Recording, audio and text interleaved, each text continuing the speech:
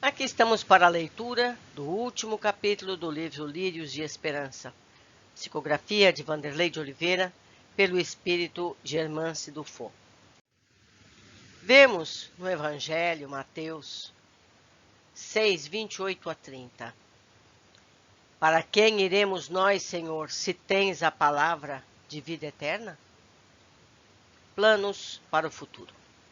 Chegara o dia da reunião com Dona Modesta. Seriam discutidos o destino e traçadas metas para Selena e Marcondes. Ao todo, haviam passado 6 meses de permanência com nossos amigos na casa de Eurípides, como é chamado por muitos, o Hospital Esperança. Marcondes e Selena concluíram uma síntese de sua pregressa reencarnação. Apesar dos percalços naturais, com espantosa rapidez, adaptaram-se à rotina dos serviços enobrecedores. Restava-lhes, como era justo, talhar o caráter, rever pontos de vista, educar valores, cooperar.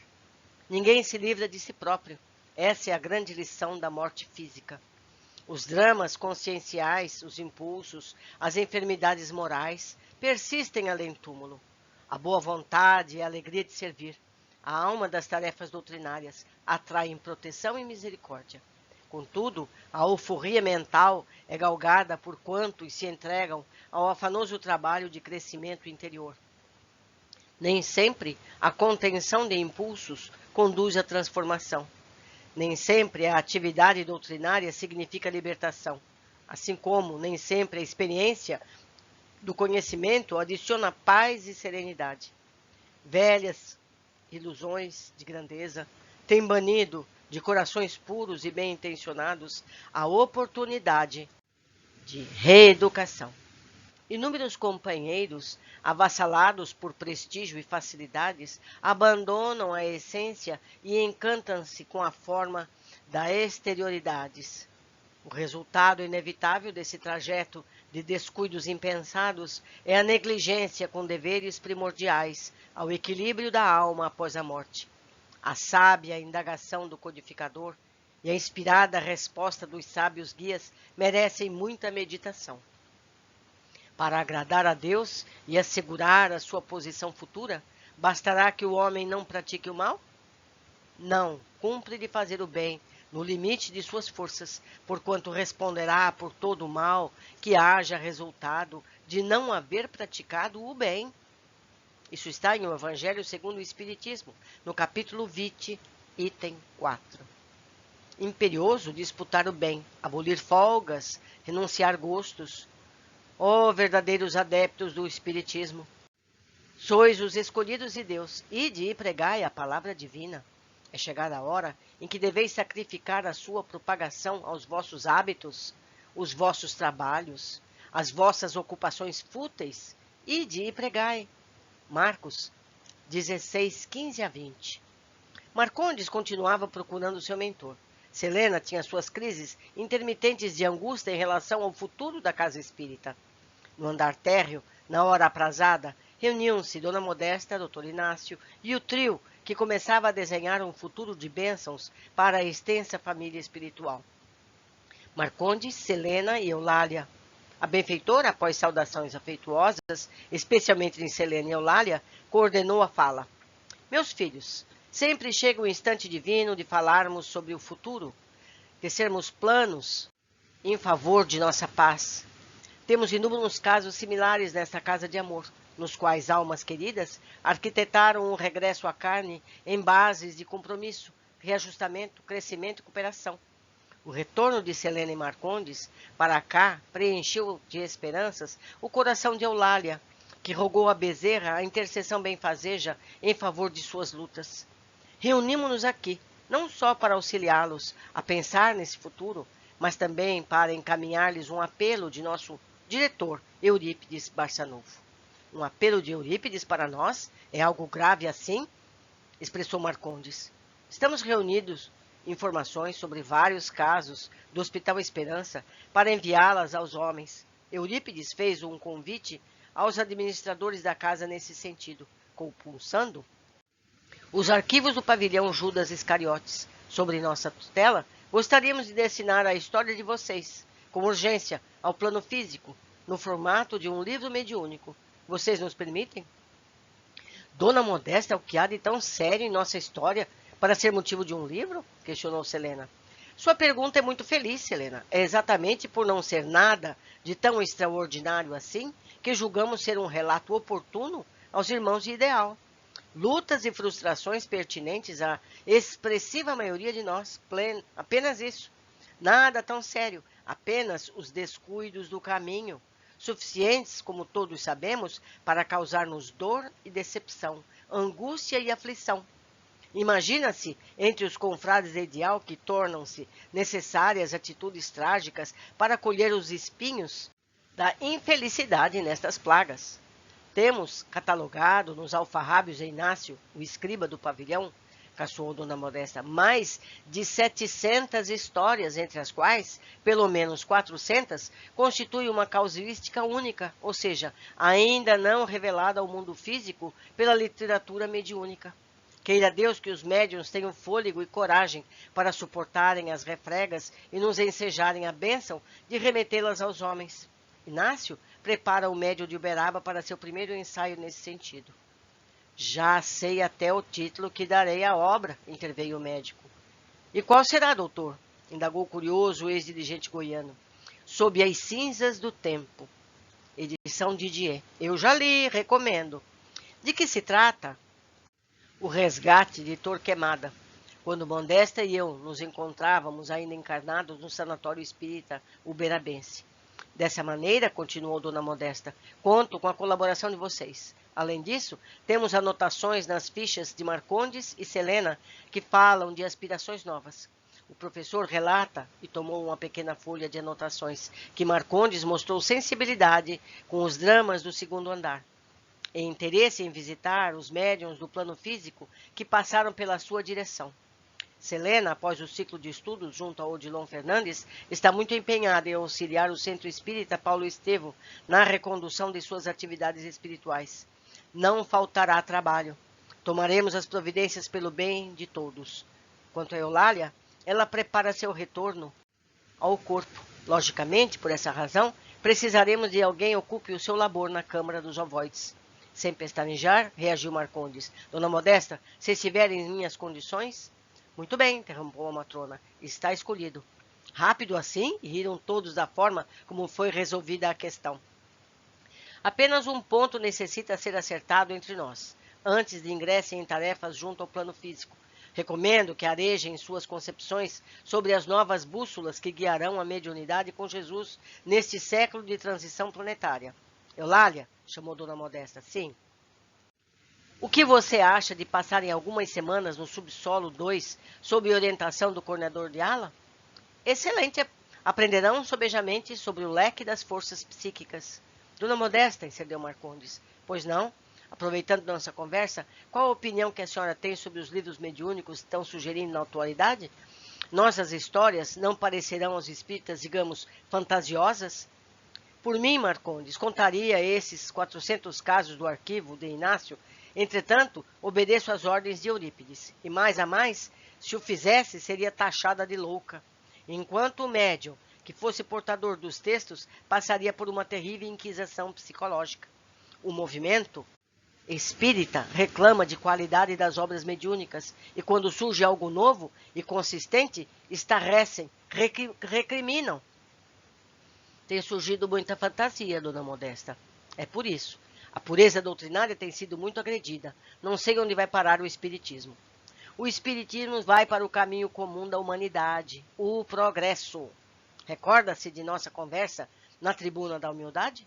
Não é a pureza filosófica que tem sido agredida, e sim o orgulho dos pseudo-sábios que criam resistência em aceitarem o que escapa às suas concepções pessoais. Acreditam saber tudo sobre o espiritismo. Pureza doutrinária tornou-se uma questão ético-cultural. Aquilo que o homem não consegue entender é, por essa razão, suspeito, controverso, infundado e anticientífico, sendo assim digno de uma postura de antifraternidade. O assunto é complexo.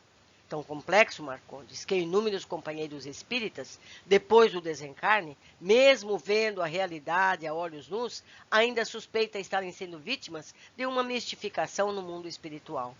Querem pureza doutrinária até mesmo com a obra do Criador. Aqui mesmo, no pavilhão dos dirigentes, todo dia aparece esse tipo de ocorrência. Querem fazer pureza doutrinária com a vida. Não aceitam técnicas, ideias e práticas, alegando que não são doutrinárias. E quando nos olham, sentem-se inseguros e nos veem com cara de mistificadores. Eu ainda me sinto assim, dona Modesta, e quando ouço colocações enfáticas da senhora, fico mais inseguro. Enfáticas? Você não viu nada, atalhou o doutor Inácio zombando. Posso ser sincero? Franqueza é virtude, meu filho. Fale o que pensa, redarquiu dona Modesta. Não estaria havendo um problema de filtragem com os médiuns? Uma obsessão coletiva para descaracterizar o espiritismo? Agora, sou eu quem diz. Esse é um assunto complexo. Os médiuns são depositários de imensa responsabilidade. São canais de esperança dos céus para a terra. Envergam sobre os ombros a condição exarada por Paulo. Tesouros em vasos de barro. 2 Coríntios 4, 7. Sendo que a mediunidade é o tesouro e os médiuns são os vasos, interrompeu com ironia Marcondes, que sempre interpretou os médiuns como doentes e devedores. Sua colocação, apesar de refletir sua indiferença com a luta dos médiuns, é sábia, retrucou dona Modesta. A senhora disse que franqueza é virtude, emendou Marcondes. Os médiuns deveriam ser vistos como pessoas comuns, falíveis. Todavia são alvos de onerosas expectativas de quantos lhes partilham a caminhada. Os homens emprestam-lhes uma supervalorização injustificável. Nesse clima psíquico, o medianeiro, que não consegue construir defesas morais dignas e zelar por uma conduta rica de autonomia, poderá chafurdar-se na teia dos reflexos da comunidade onde respira. A senhora está confirmando que existe um problema de filtragem?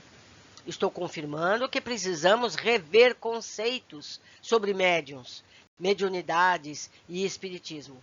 Largar essa mania emocional de fidelidade ao texto de Kardec e buscar fidelidade à postura de Kardec. A postura de investigador. Estou falando de abertura mental para o novo. A cara do espiritismo brasileiro, conquanto represente o anseio de milhões de mentes, jamais servirá de modelo para ideias que, em verdade, são universais.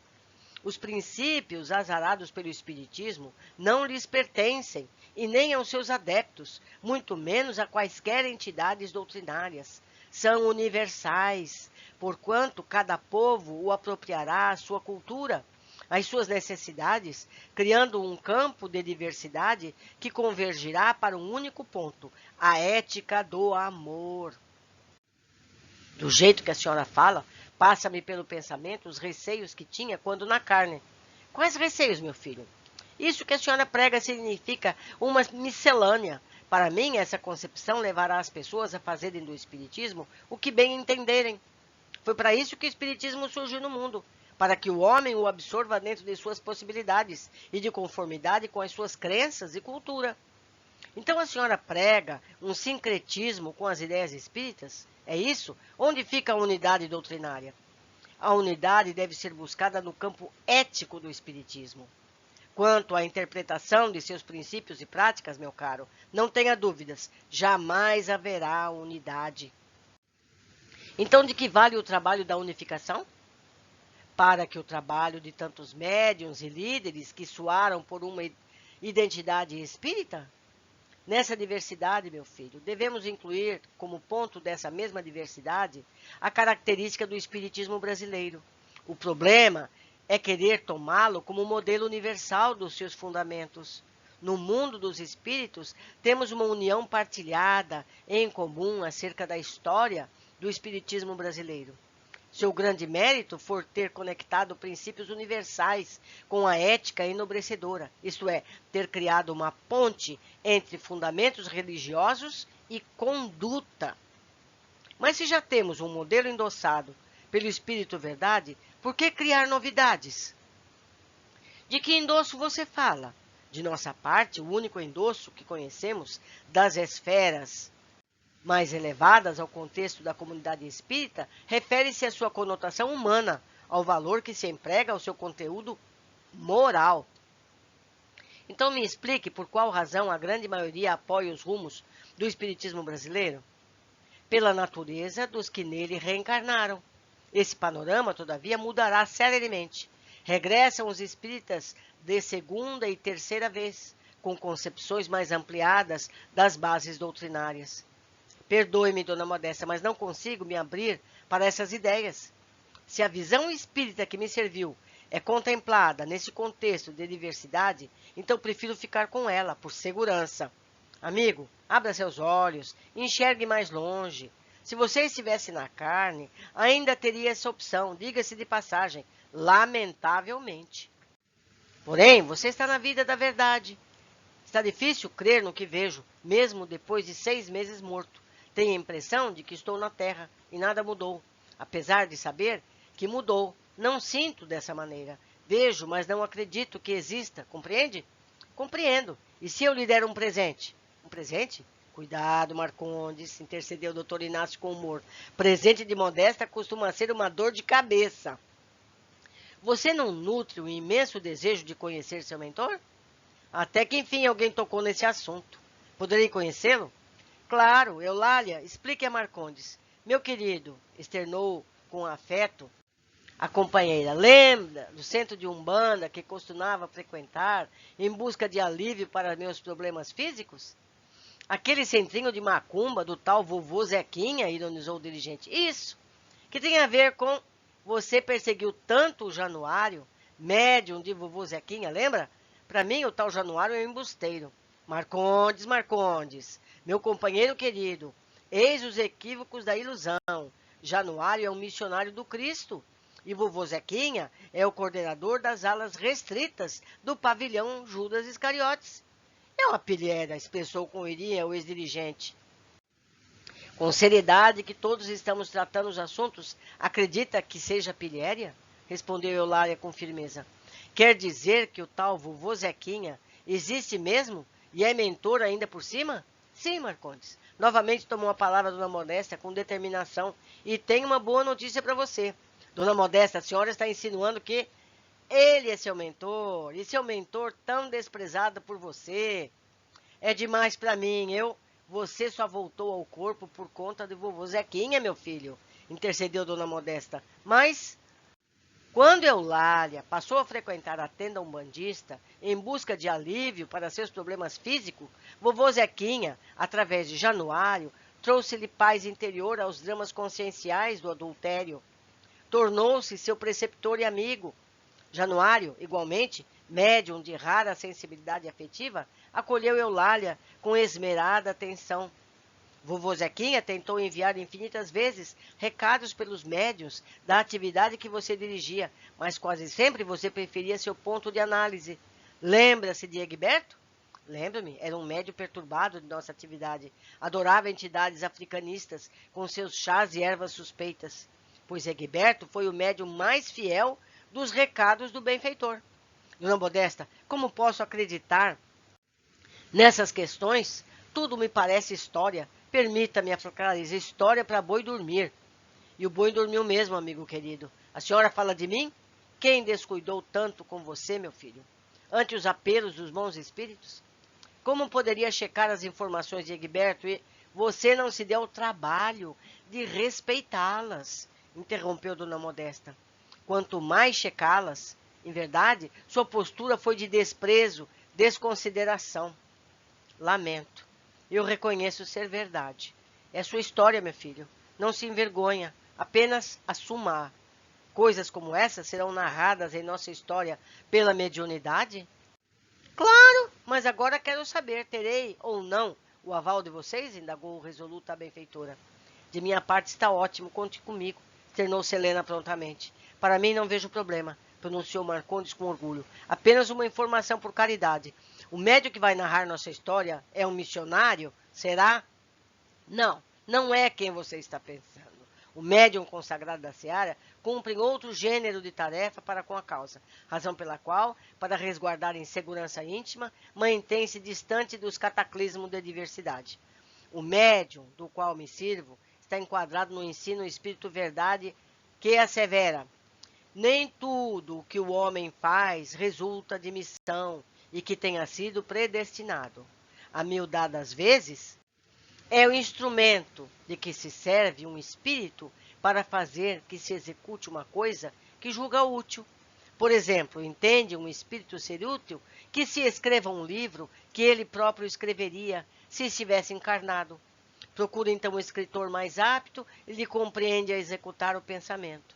Transmite-lhe a ideia do livro e o dirige na execução.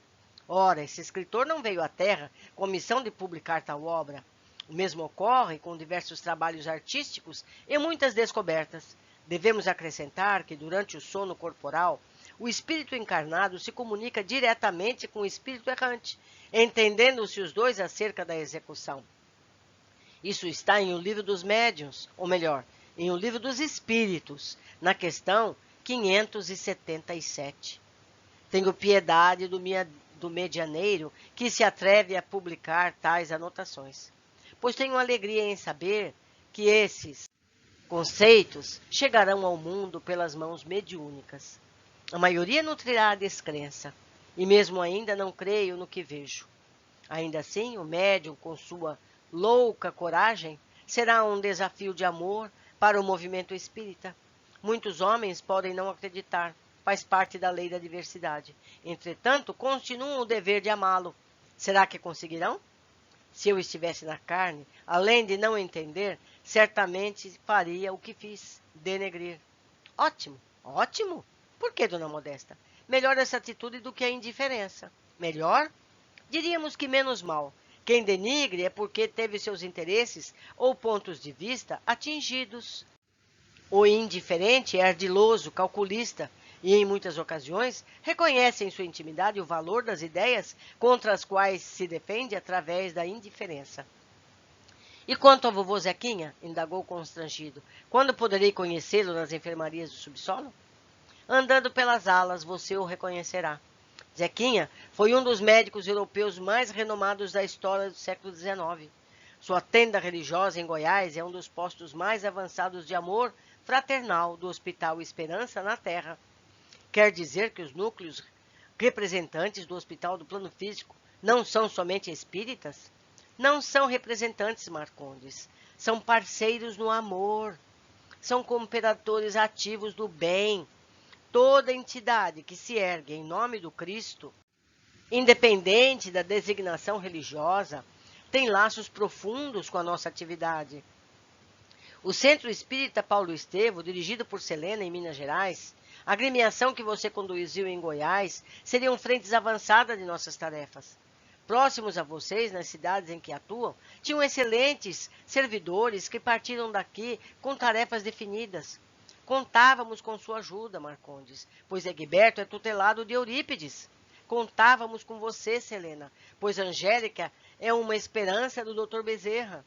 Nossos irmãos Egberto e Angélica fazem parte da geração solidária. Egberto, médium de excelentes recursos, Angélica seria uma renovadora dos conceitos práticos da doutrina. As oportunidades perdidas se foram, e se não fosse a abundância da celeste misericórdia, que seria de nós nesse momento? No entanto, o tesouro desta casa é a esperança. Nossa tarefa consiste em fazer renascer o escrínio das almas tombadas, o desejo de recomeçar com determinação e fé. Sem isso, que será de nós? Após nossas falhas sucessivas, quando convidados a retomar os compromissos, ecoa em nossa memória a fala sábia e aflita de Pedro. Para quem iremos nós, Senhor, se tens a palavra de vida eterna? João 6:68. Notamos a expressão tristonha dos companheiros. Sentiam um misto de vergonha e frustração. Nada falavam. Dona Modesta, todavia, fustigava-lhes as fibras morais com intuitos nobres. Desprezavam a oportunidade de cooperar com almas que carregavam sobre os ombros um farto desafio espiritual. Era necessário que divisassem o quanto os aguardava no trabalho de reerguimento de si mesmos. As obras deixadas no plano físico não poderiam ser interrompidas a esmo. Angélica, Egberto e a própria Eulália, que breve renasceria no corpo, eram algum dos muitos laços de continuidade para os destinos dos dois trabalhadores. Imprescindível recomeçarem com acerto, promoverem a condição de servidores espontâneos e amantes da causa do bem. Só um caminho restava-lhes: reconhecerem de perto a extensão das lutas e das dores que os sossobram entre a culpa e o ódio na erraticidade. Os portais de acesso do hospital seriam o passo inicial, até que pudessem estender os passos com mais solidez e segurança. Os terrenos baldios dos abismos e da subcrosta. Consciente disso, recomendou Dona Modesta: os planos futuros visam as metas libertadoras. Enquanto Eulália prepara Marcondes nas câmaras dos ovoides, Selena ampliará suas noções de mediunidade. Marcondes despertará a fibra do sentimento altruísta, vindo posteriormente a cooperar com as fileiras doutrinárias onde se situa Egberto. Selena, por sua vez, amealhará maior uniformidade interior, através da alegria e da flexibilidade junto às lutas, ao lado de Angélica. Ambos poderão servir de aprender, desde que se renda ao espírito da digna fraternidade sem mesclas. Se vencerem os preconceitos terrenos, farão voos de alteridade. Vamos deixá-los a cargo de Inácio Ferreira, por estarem intimamente ligados ao seu coração. Nesta hora, todos olharam para o Dr. Inácio, que de pronto assestou seu rumor com um tom baixinho. Se fosse vocês, não aceitaria esse karma. Deixe disso, Inácio. Creio que nossos amigos já não se assustam com seus pitacos. Doutor, falou Hilária sensibilizada, serei eternamente grata pelos esforços com Marcondes. Não seja por isso, minha filha. Fiz quanto pude, nada mais. Vocês se transferirão em definitivo para as atividades, continuou Dona Modesta, do pavilhão Judas Iscariotes. Marcondes ficará sob a tutela de vovô Zequinha. Selena estará cooperando com Inácio nas alas dos médiuns. Ainda hoje, mais tarde, teremos uma apresentação de Dona Ivone do Amaral Pereira, que nos brindará com oportunas reflexões. Amanhã, gostaria de tê-los de madrugada nos portais de acesso para que iniciem novas lições. Os dias passaram ricos de labor e desafios. O hospital só tinha uma rotina: servir e aprender. O crepúsculo daquele dia, no entanto, era esperado por Eurípides há muito tempo. Na sacada da enfermaria, busquei um ar fresco após os colóquios confortadores com nossos pacientes. Percebi nosso diretor nos jardins, colhendo lírios, acompanhado por Dona Modesta, Dr. Inácio, Antusa Ferreira, Odilon Fernandes e mais alguns colaboradores ligados à cidade de Uberaba e região. Observava com atenção a cena. Eurípides fazia parte daquele canteiro e vice-versa. Colhi as flores com carinho, mas sua mente estava longe.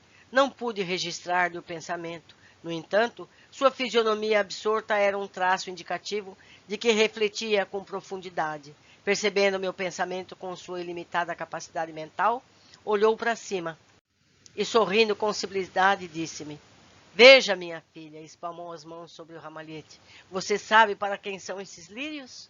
Fiz um sinal afirmativo com a cabeça. Ele completou em francês vernacular. Mademoiselle, ele estará de retorno ainda hoje. Colocou então um lírio na mão direita e saiu celeremente, seguido pelo grupo de amigos. Já tinha a quem entregá-lo. Acabara de desencarnar o lírio redimido do Evangelho redivivo. Chico Xavier, naquela tarde e noite, partiu nos braços de Maria de Nazaré ao encalço do Mestre Jesus. Olhei para o alto, recordando velhas cenas de tempos sagrados, recitei em voz alta, pensando nas lutas de quantos anseiam por seguir a Jesus. Olhai os lírios do campo, como eles crescem. Não trabalham nem fiam.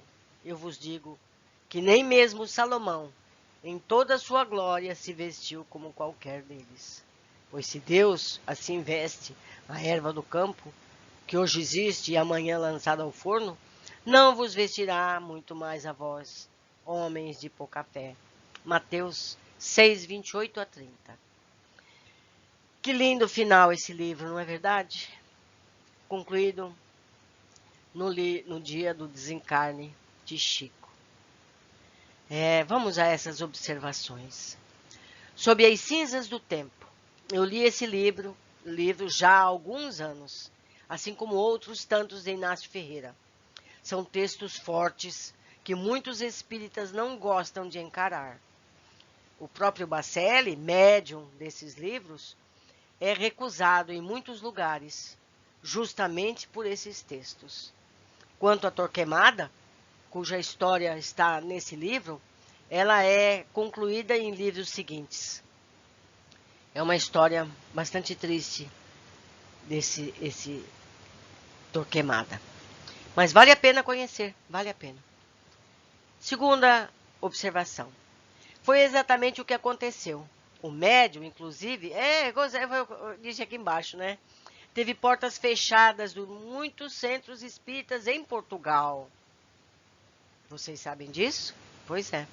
Enquanto o médium, que fosse portador dos textos, passaria por uma terrível inquisição psicológica.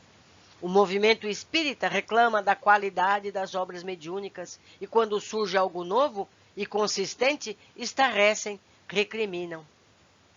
As pessoas têm medo do novo, esquecem que o novo chegará. E quem o ignorar será depois ignorado. Se Kardec tivesse se intimidado quando queimaram os livros em Barcelona, hoje não teríamos o Espiritismo. Então, meus queridos, vamos fazer o que Paulo recomendou. Vamos ler tudo, vamos observar tudo, reter aquilo que pudermos, que formos capazes de reter. Mas não criticar, porque o que hoje parece mentira, amanhã será a verdade, não é? Quantos recusaram que a Terra fosse um pedregulho navegando no ar, que fosse circular e não fosse o centro do universo? Vocês lembram? Vocês lembram? Vocês sabem dessa história.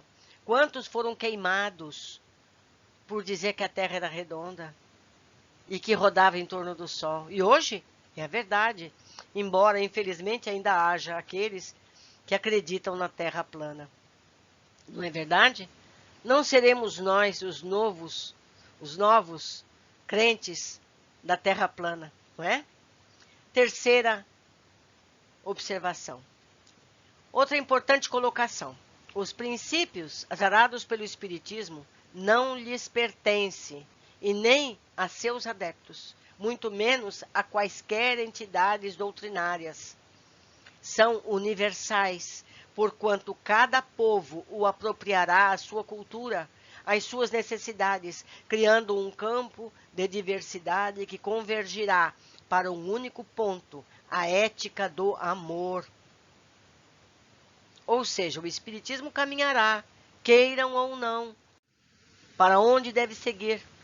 Não somos nós, os humanos na Terra, com nossa infantil mentalidade, que ainda temos, que poderá mudar o rumo estabelecido pelo alto. Só nos cabe tentar fazer o bem com amor, fazendo ao próximo o que queremos nos façam. É o ensinamento precioso de Jesus, que ainda não é praticado depois de 20 séculos. Enquanto não amarmos, não seremos capazes de defender ideia alguma que seja digna de ser seguida. Eu vou ler essa minha última consideração novamente. Enquanto não nos amarmos, não seremos capazes de defender ideia alguma que seja digna de ser seguida. Meus amigos, concluímos a leitura desse livro, que muitos criticarão, como Marcondes critica tudo o que viu. Pior cego é aquele que não quer ver. Não é? Nós não podemos fugir da realidade. Espero que vocês tenham aproveitado toda essa leitura.